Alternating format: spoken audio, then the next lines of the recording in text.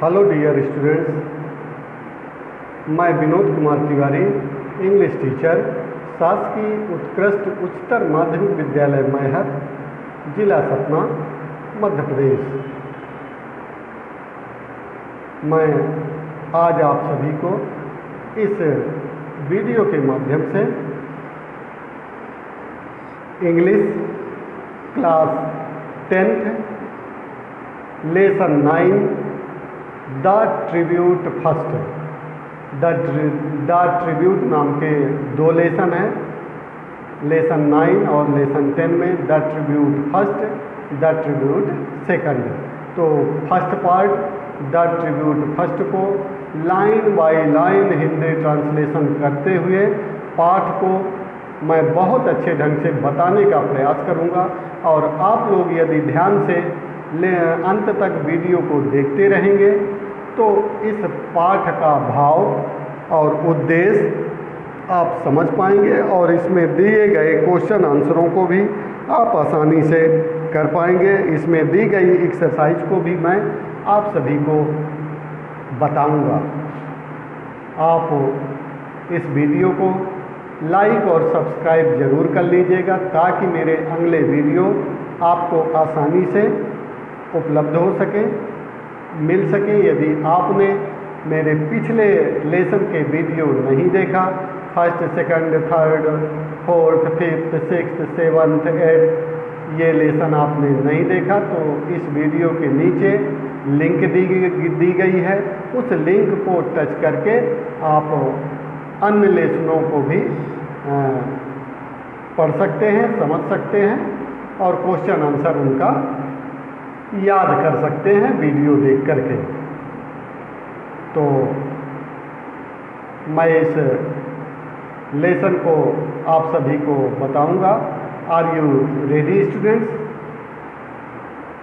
To listen the lesson?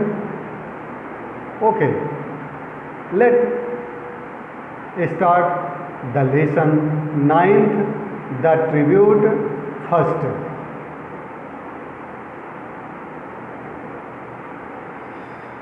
As I reached my desk in the office, my eyes stopped over a letter. जब मैं office पहुंचा और कुर्सी में बैठा तो एक लेटर के ऊपर मेरी नज़र पड़ी। It contained that familiar petite handwriting of my elder brother. मैं देखते ही पहचान गया वो छोटे छोटे मेरे बड़े भाई की हैंड राइटिंग, छोटे छोटे अक्षर लिखा करते थे। उनको देख करके मैं समझ गया कि ये लेटर मेरे बड़े भाई के द्वारा मेरे लिए लिखा गया है। पेटाइट मतलब छोटे अक्षर। After a very long time he had written to me. बहुत लंबे अरसे के बाद उन्होंने मुझे पत्र लिखा है। I sank within for not writing letters home all these days. इन दिनों मैंने अपने घर के लिए कोई चिट्ठी नहीं लिखी थी, तो उनकी चिट्ठी देख करके मैं सहम गया, सिकुड़ गया। सैंक मीन्स होता है सहमना या सिकुड़ना, अंदर ही अंदर मैं सहम गया। Now see the next paragraph. In my student days, it was almost a routine affair. routine मतलब नियमित। विद्यार्थी काल के जीवन में मेरा ये दिनचर्या था कि I used to go home to that distant village on a rickety bus, carrying nothing for the strain of the journey. मैं रिक्टी मीन्स होता है खटारा, पुरानी। मैं एक खटारा बस में बैठ करके अपने गांव जाया करता था। विद्यार्थी जीवन में पढ़ने जाता था, दूसरे शहर जाता था, तो वहाँ से जब लौटता था तो एक खटारा बस में बैठ करके ही मैं अपने गांव आता था। मुझे कोई थकान भी महसूस नहीं होती थी। My home, my village, they used to pull me away from the moribund city life. इस शहरी निरुत्साहित जीवन ने मुझसे मेरा गांव, मेरा घर छीन लिया। Now things have changed and I too have changed. अब चीज़ें बदल गई, मैं भी बदल गया हूँ। A great deal at that, सब कुछ बदल गया है। A lot of cobwebs have settled around me, मेरे चारों तरफ मकड़ जाल बुन गया है। I am swept by that invincible tide of time and business, मैं काम और समय के उतार चढ़ाव में उलझ करके रह गया हूँ। इसी के तनाव में दिनों रात में रहा आता हूँ। I was studying at Bhubaneswar where I got my job and now for these 2 years, मैं भुवनेश्वर में पढ़ा करता था और यही मेरा 2 साल पहले काम भी लग गया, मैं नौकरी भी मुझे मिल गई। I have thought of my home not even once, मैंने इन 2 सालों में एक बार भी अपने घर की चिंता नहीं की।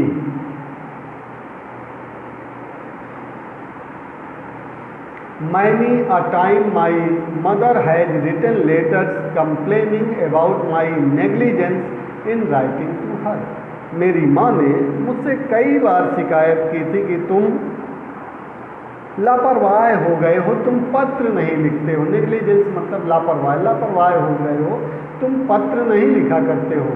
She has even reminded me of those pre marriage days of mine, उसने जब मेरी शादी नहीं हुई थी उन दिनों की मुझको याद भी दिलाया करती थी। Now see the next sentences. Yet I have never been able to break those standard of complacency which have coiled around me, इसके माँ के कहने के बाद भी मेरे में कोई फर्क नहीं पड़ा। मैं अपने ही संतुष्टि और अपने ही काम में जकड़ा रह गया, कोई फर्क नहीं पड़ा, मैं चिट्ठी नहीं लिखा। I have kept quite to prove that I am busy and preoccupied, मैं यह सिद्ध करने में लगा रह गया कि मैं बहुत व्यस्त हूँ, मुझे बहुत ज़्यादा काम है। Now she does not complain, probably she understands my position, अब मेरी माँ भी मुझसे शिकायत नहीं करती, शायद वह भी समझ गई होगी मेरी स्थिति क्या है। Now see the next paragraph of this lesson. Usually my elder brother does not write to me, वैसे तो मेरे बड़े भाई मुझे कभी चिट्ठी नहीं लिखते हैं। He does not need anything from me, उन्होंने मुझसे कभी कुछ मांगा भी नहीं है। He has never sought a token from me in lieu of his concern for me as an elder brother, बड़े भाई के नाते उन्होंने जो मेरे लिए किया है उसके बदले में भी कभी मेरे बड़े भाई ने मुझसे कुछ भी नहीं कहा, कुछ भी नहीं मांगा, जबकि उन्होंने मुझे इतना प्यार दुलार दिया, उस प्यार दुलार के बदले भी मुझसे आज तक उन्होंने कुछ नहीं मांगा। In those days when I was a student, जब उस समय मैं विद्यार्थी था, the only thing that he inquired about was my wellbeing, कभी भी यदि मुझसे पूछते थे, चाहते थे, तो यही चाहते थे कि मैं कैसा हूँ, मैं ठीक हूँ कि नहीं हूँ, मात्र इतनी ही फिक्र मेरे बड़े भाई किया करते थे। During my stay at home he would catch fish for me from the pond behind our house and would ask his wife to prepare a good dish for I loved fish, जब मैं घर में रहा करता था तो मेरे बड़े भाई घर के पीछे जो तालाब था, तालाब जाते थे और वहाँ से मछली पकड़ करके लाते थे और ला करके अपनी पत्नी से कहा करते थे कि बढ़िया सा डिश बनाना, अच्छा सा डिश उसके लिए बना दो क्योंकि मुझे मछली बहुत पसंद थी। When the catch was scanty, scanty मतलब कम, the dish would be prepared exclusively for me, जब मछली कम मात्रा में होती थी, कम होती थी, तो केवल और केवल मेरे लिए मछली बनती थी और उसमें हिस्सेदारी किसी की नहीं हुआ करती थी। फिर देखिए when he would say to his wife, you must make the dish as delicious as possible. वो अपनी पत्नी से कहा करते थे कि तुम जितना हो सके उतना बढ़िया डिश बनाने का प्रयास करना. Use mustard paste for Babli, और इसमें सरसों का मसाला भी बबली के लिए मिला लेना. Even now he is the same man with the same tone of love and compassion. आज भी मेरे बड़े भाई में कोई बदलाव नहीं आया, आज भी मुझसे उतना ही प्यार और दुलार वो करते हैं.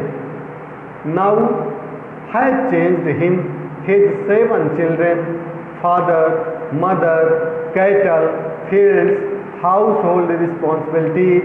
He is the same my elder brother. उनमें कुछ भी परिवर्तन नहीं हुआ. 7 बच्चे हैं, उनके माता पिता हैं, मवेशी हैं, खेत है, घर की जिम्मेदारियां हैं, सब कुछ आज भी उसी तरह से मेरे बड़े भाई करते हैं. सीधा next paragraph. I handled the letter carefully. मैं उस पत्र को बड़ी सावधानी से रख दिया. ही हैड आस्क्ड मी, पढ़ा उसमें क्या लिखा था, he had asked me to come home. पत्र में लिखा था कि घर आ जाओ. Some feud had cropped up. Feud मतलब होता है कलह, झगड़ा. घर में कुछ झगड़ा हो रहा है, कलह हो गई है. The 2 sister-in-law had क्वेरल्ड. 2 sister-in-law मतलब बहू, 2 बहुओं के बीच में लड़ाई हो गई है. तो our paddy field, the cottage and all the movable and immovables were to be divided into 3 parts amongst us. My presence was indispensable. Paddy मतलब धान, कॉटेज मतलब झोपड़ी, मूवेबल एंड इमूवेबल. मूवेबल मतलब चल, इमूवेबल मतलब अचल. हमारे धान के खेत, घर, चल और अचल संपत्ति का बंटवारा 3 भाइयों के बीच में होना है.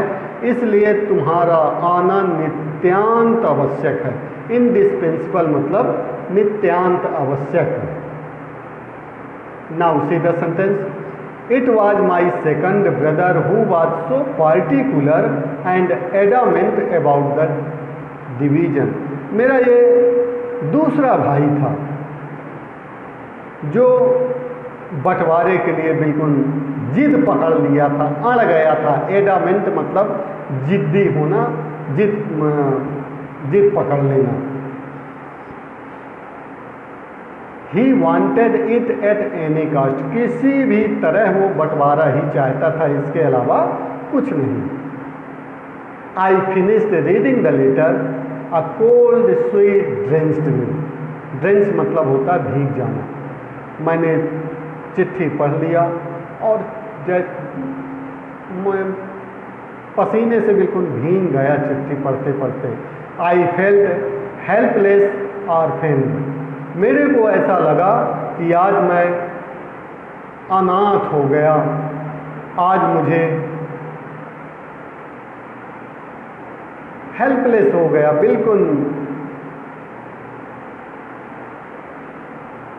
जिसका कोई न हो, ऐसा लग रहा था मुझे आज. A sort of despair haunted me for a long time. बहुत देर तक मैं उदास निराश रहा आया.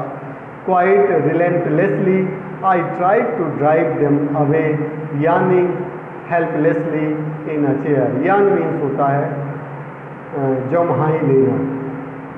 मैंने quite relentlessly मैंने अपनी उदासी को भगाने का प्रयास किया और कुर्सी में बैठ करके जम्हाई लेने लगा, जम्हाने लगा. Now see the next sentences. In the evening, when I told my wife about the partition that was to take place, I found her totally unperturbed.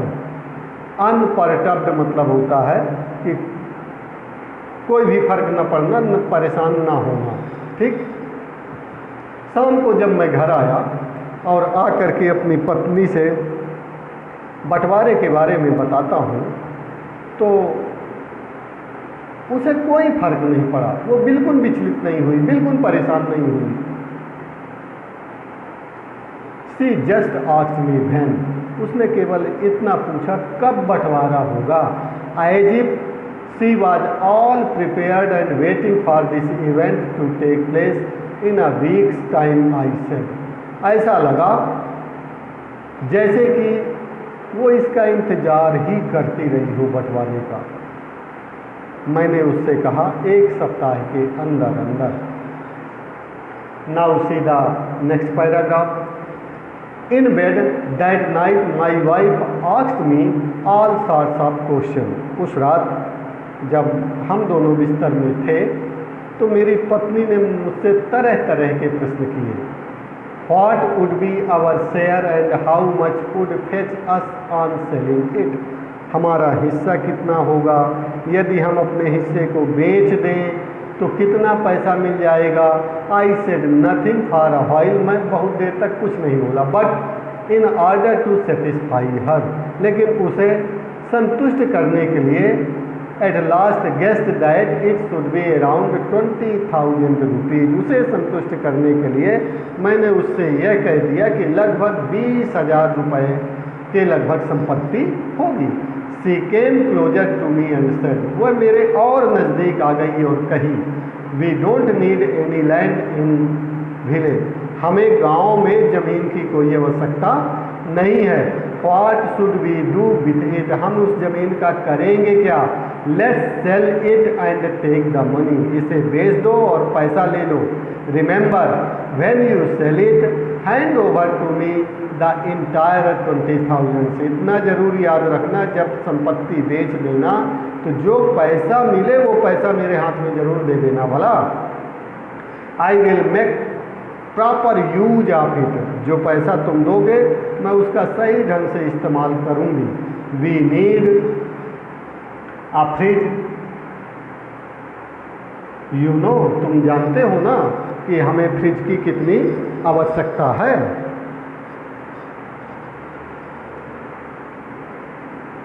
Summer is approaching, गर्मी आने वाली है,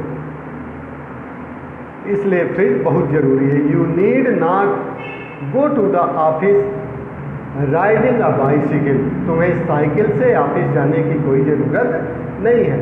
you must have a scooter, तुम्हारे पास scooter होनी चाहिए। And the rest we will put in a bank, और जो पैसा फ्रिज और स्कूटर खरीदने के बाद बचेगा हम उसे बैंक में रख देंगे। There is no use keeping land in the village, गाँव में ज़मीन रखने का कोई मतलब नहीं है। We can't look after it, हम ज़मीन की देखभाल भी नहीं कर सकते हैं।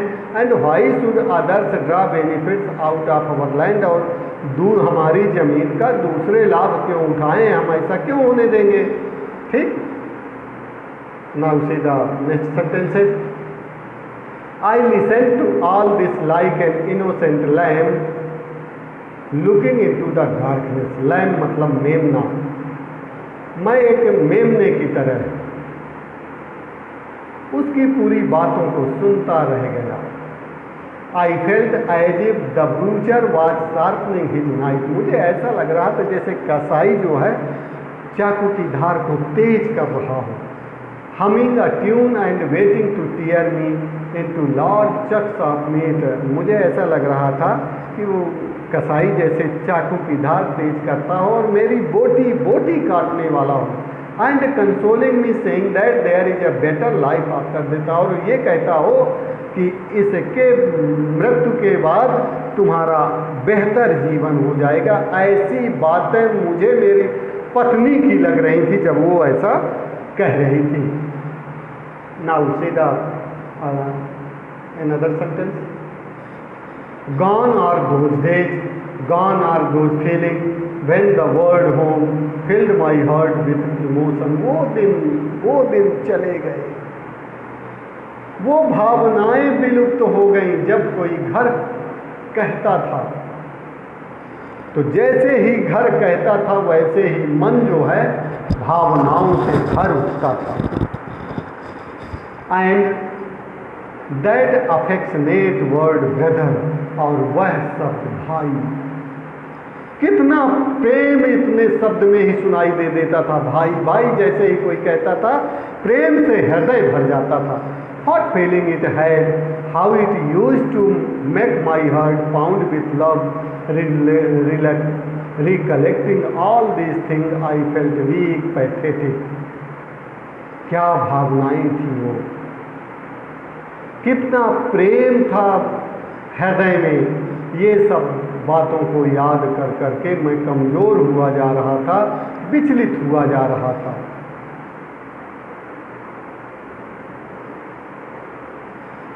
Where is the heart gone? वो आत्मा कहाँ चली गई, दिल कहाँ चला गया? Where are those days? वो दिन कहाँ चले गए? Where has that spontaneity of feeling gone? वो एक दूसरे के प्रति प्रेम भाव विलुप्त हो गए। I just can't understand how a stranger could all of a sudden become so intimate. कितनी आत्मीयता थी, उस आत्मीयता के स्थान पर अपरिचित जैसा, पराया जैसा व्यवहार कैसे हो गया, मेरी समझ में नहीं आया।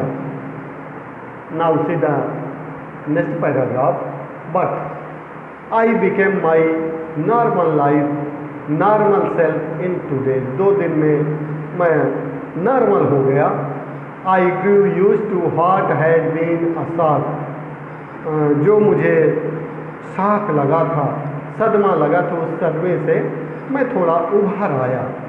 Later on, in the marketplace, keeping pace with my wife, I inquired about the prices of the different things she intended to buy. बाजार में अपनी पत्नी के साथ चलते जा रहा था, तो वहाँ जो चीज़ें उसे चाहिए थी, मैं उन सभी चीज़ों के भाव पूछ रहा था कि कौन कितने का मिलेगा। Buying a fridge was almost certain. Fridge खरीदना लगभग तय था। A second hand scooter, a stereo set and some gold ornament. एक सेकंड हैंड स्कूटर, स्टूडियो का सेट और कुछ सोने के आभूषण खरीदना बिल्कुल तय था। I prepared a list of the prices. मैंने उन सभी के कीमतों की एक सूची बना ली सामान की। She kept reminding me about her intention and was showing a lot of impatience. वह मुझे बार बार याद दिलाती रह गई कि मुझे क्या करना है उन पैसों का, और अधीर हुई जा रही थी। impatience मतलब अधीर, रिमाइंड मतलब याद दिलाना, इंटेंशन मतलब इरादा। Now see the next paragraph. It was Saturday afternoon. शनिवार के दोपहर का वक्त था। I left for my village. मैं अपने गांव की ओर चल दिया। The same bus was there. वही बस, जिस बस से मैं कभी आता जाता था, वही बस थी। Inspiring in me the old familiar feeling. जैसे ही मैंने देखा, जो पुराना लगाव मेरा उस बस से था, वही लगाव आज भी मुझे इंस्पायर कर दिया, प्रेरित कर दिया। इंस्पायर मतलब प्रेरित करना, फेमिलियर मतलब जाना पहचाना, फीलिंग मतलब भावना। I rushed to occupy the seat just behind the driver, my favorite seat. मैं दौड़ करके जहाँ मैं ड्राइवर की सीट के पीछे बैठा करता था, वहीं जा करके बैठ गया।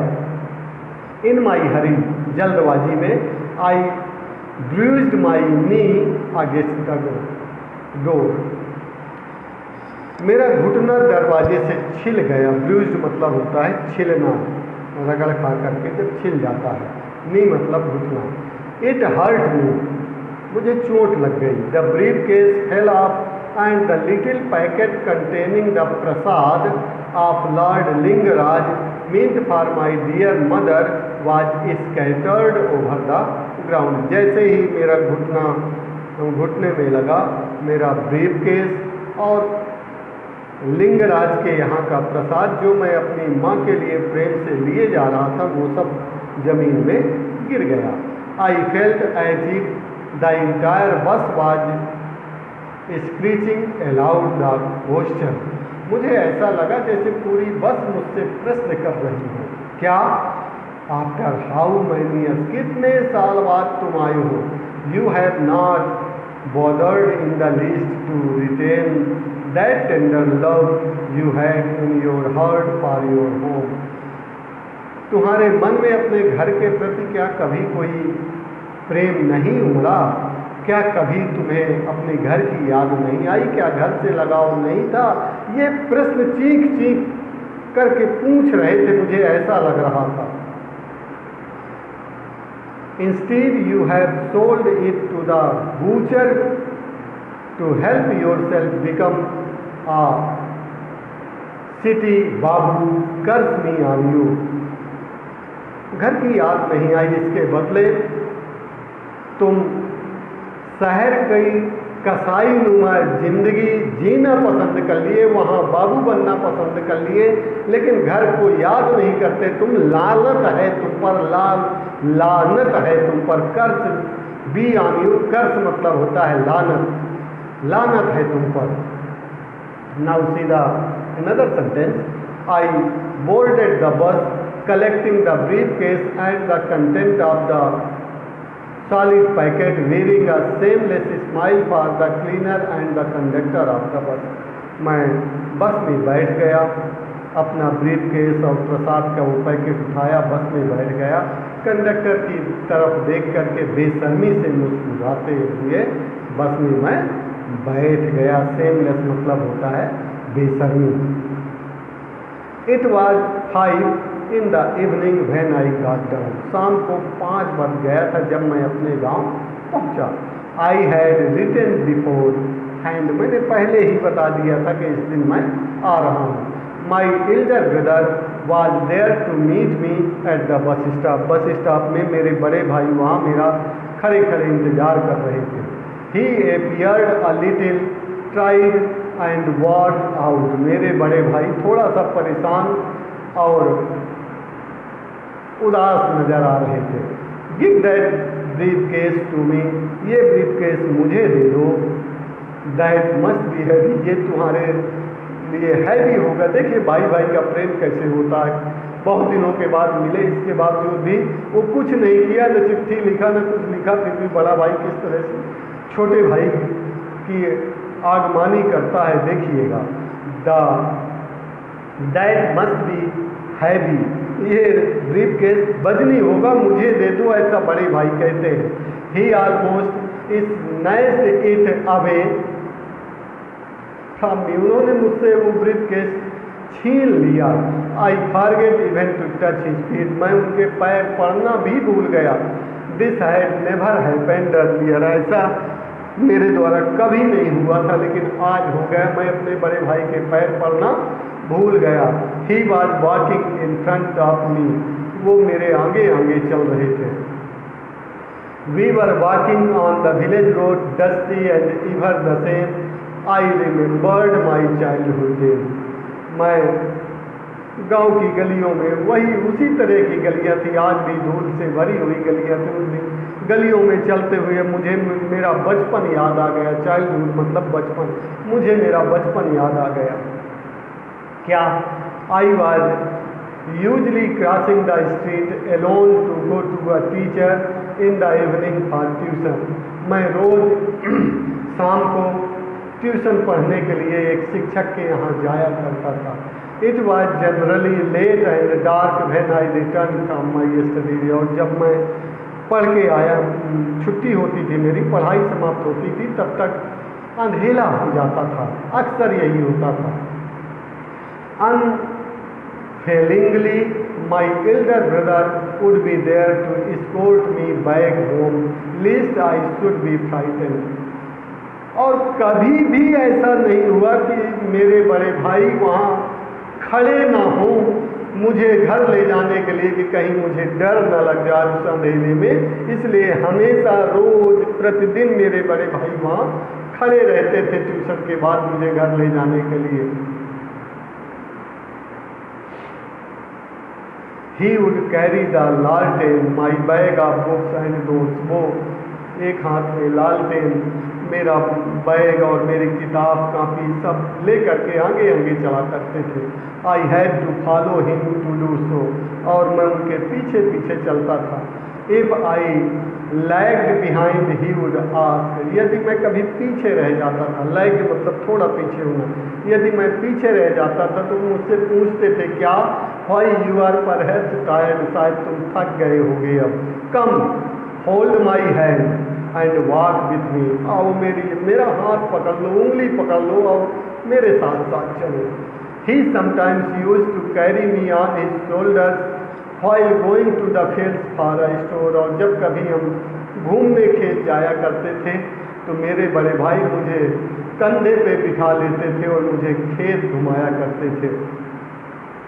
ये मतलब संयुक्त परिवार की कहानी का लेसन है कि संयुक्त परिवार में कैसा प्रेम भाई भाई में होता है, कैसे साथ साथ वो सब रहते हैं और कैसे एक दिन बिछड़ते हैं। संयुक्त परिवार की ये कहानी है इस लेसन में, इसे दास बेनहर ने लिखा है। इस तरह से इस लेसन में जो भाव है उस भाव को आप समझ पाए होंगे। अब हम इस लेसन में दिए गए एक्सरसाइज और क्वेश्चन आंसरों को पढ़ेंगे।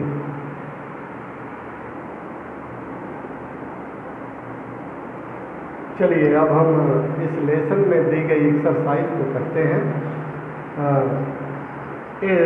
Word power A, make antonyms of the words in column by adding appropriate prefix from column first.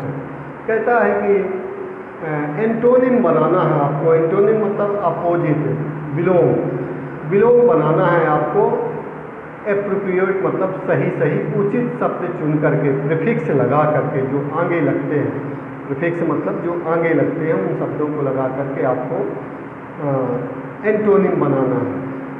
जैसे सेटिस्फाइड पहला है तो सेटिस्फाइड में क्या जुड़ जाएगा कि वो सही सही बन जाए।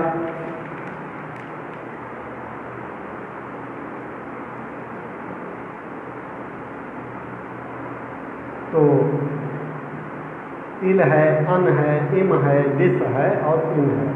तो डिससेटिस्फाइड, सेटिस्फाइड मतलब संतुष्ट, डिससेटिस्फाइड मतलब असंतुष्ट, डिस लगा दीजिए। फिर है एप्रोप्रिएट, एप्रोप्रिएट मतलब उचित या ठीक। एप्रोप्रिएट तो इन आई एन लगा दीजिए आगे, इन एप्रोप्रिएट मतलब अनुचित। यूजुअल, अनयूजुअल स्वाभाविक, अस्वाभाविक। मोरल नैतिक, इमोरल आई एम लगा दीजिए, इमोरल अनैतिक। लीगल कानूनी, इल्लीगल गैर कानूनी। इस तरह से ये बन जाएंगे। फिर देखिए, give one word for the following sentence. इन सेंटेंसों का एक शब्द में बताना है आपको। The first letter is given as clue. जैसे a child whose parents are dying, वह बच्चा जिसके माता पिता मर जाते हैं उसे क्या कहते हैं? तो उसे अनाथ कहते हैं। तो अनाथ को अंग्रेजी में कहते हैं ऑर्फेन, ORPHAN, ORPHAN, ऑर्फेन। फिर the feeling of having lost all hope, जब पूरी तरह से निराशा छा जाए, आशा की कोई उम्मीद न बचे, तब उसे क्या कहते हैं? डिसएपियर, निराशा। DESPAIR, disappear. तीसरा देखिए, to take away something quickly from a person specially by force, जब किसी व्यक्ति से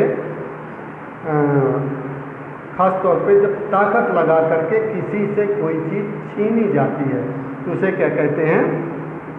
snatch, SNATH, SNATH, snatch. Snatch means छीनना, ताकत लगा के छीनना किसी से। To continue to cause problem from someone for a long time, लंबे समय से किसी के लिए हमें समस्या ही बने रहना, उसे क्या कहते हैं? तो हॉन्ट, HAUNT, हॉन्ट मतलब होता है किसी के लिए समस्या बने रहना। फिर पांचवा, an object that is worn as jewellery, वह पदार्थ जिससे आभूषण बनते हैं उसे क्या कहते हैं? ऑर्नामेंट, ORNAMENT,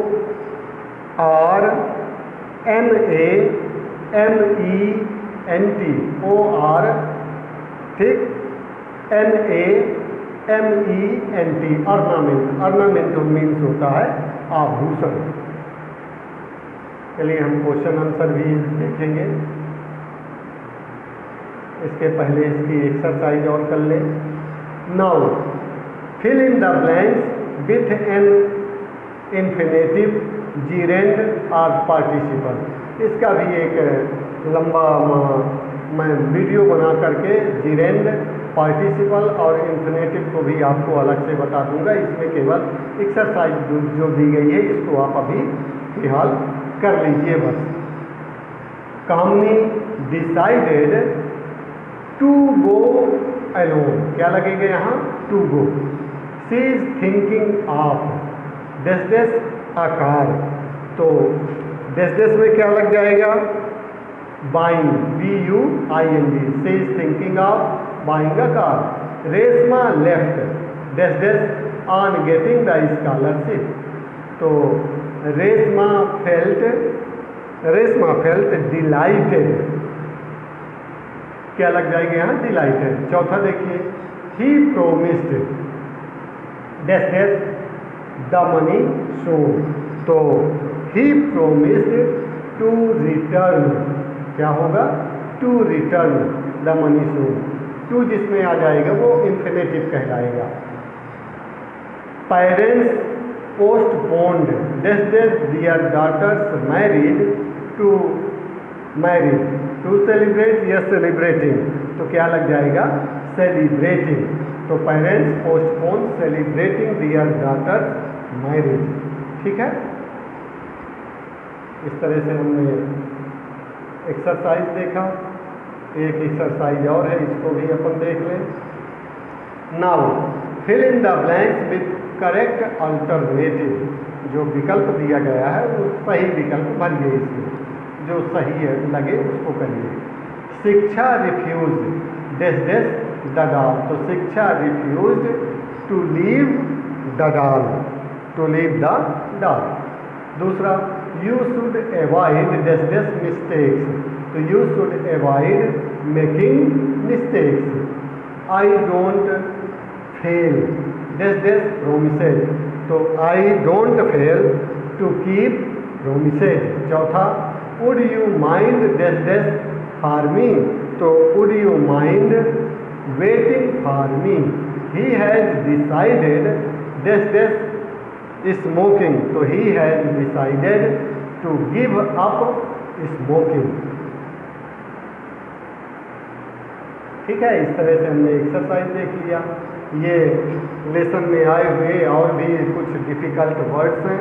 इन डिफ़िकल्ट वर्ड्स को आप अच्छे तरीके से याद कर लीजिए, पढ़ लीजिए और कॉपी में लिख लीजिए, और अब ताकि आपका वर्ड पावर बढ़ जाए। वर्ड पावर बढ़ जाएगा तो आप से इंग्लिश अच्छे तरीके से आने लगेगी। आप सेंटेंसों को समझ पाएंगे, अर्थ कर पाएंगे, आंसर अपने से लिख पाएंगे। तो वीडियो को पॉज करके, रोक करके इसको वर्ड, डिफ़िकल्ट वर्ड्स की मीनिंग आप लिख लीजिए।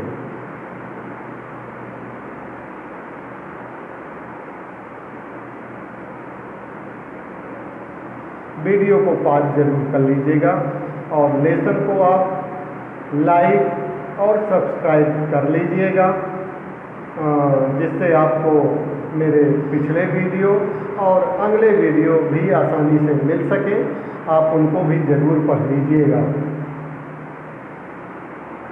चलिए हम अब इसमें दिए गए क्वेश्चन आंसरों को देखते हैं। व्हाई डिड बावली श्रिंक विदिन? बावली अंदर ही अंदर क्यों सहम गया, क्यों सिकुड़ गया था? He received a letter from his elder brother. He shrank, felt guilty within for not writing letters home all these days. वह अंदर ही अंदर इसलिए सहम गया था क्योंकि उसे अपनी गलती का एहसास हो गया था कि उसने अपने घर के लिए कई दिनों से पत्र नहीं लिखा था। What was the routine affair of Bubbly in his student days? He used to go home to that village on a rickety bus, carrying nothing from the strain of journey in his student days. जिसमें सन वाला दिया हो उसको आप याद करिएगा। इसके question answer वैसे उतने आया नहीं करते पेपर में। Why did Bubbly's mother complain? She complained that he was negligent in writing to her. इनके क्वेश्चन आंसर, ये वाला क्वेश्चन आंसर आप इसको जरूर याद कर लीजिएगा। Why did Bubbly's brother write him a letter?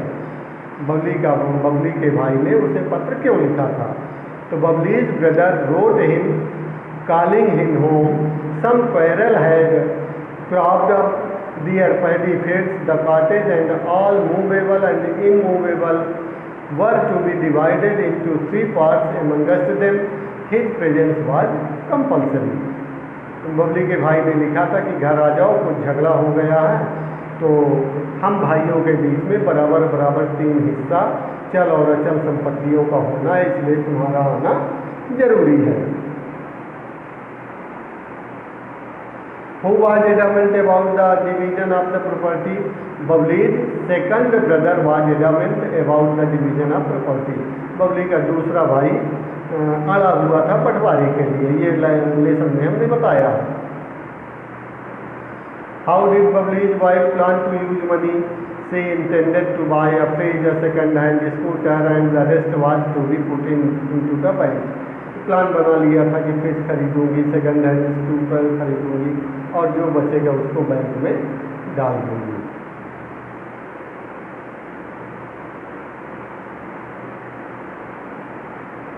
Video को पास कर करके आप क्वेश्चन आंसर लिख लीजिएगा। ये वाला मैं समझाई देता हूँ। तीसरा number, what was the reaction of Babli's wife when she heard about the division? Babli की पत्नी ने जब सुना कि बंटवारा होने वाला है तो उसकी क्या प्रतिक्रिया थी? तो शी वाज अनपर्टर्ब्ड, बिल्कुल भी परेशान वो नहीं हुई। She reacted to it as if she was all prepared and waiting for this event to take place. ऐसा लगा जैसे उसे इसी का इंतजार रहा हो कि कब बंटवारा हो।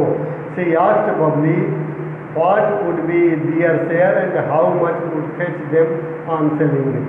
उसने बबली से ये पूछा कि उसे कितना हिस्सा मिलेगा और बेचने पर कितना पैसा मिल जाएगा, ये उसकी प्रतिक्रिया थी।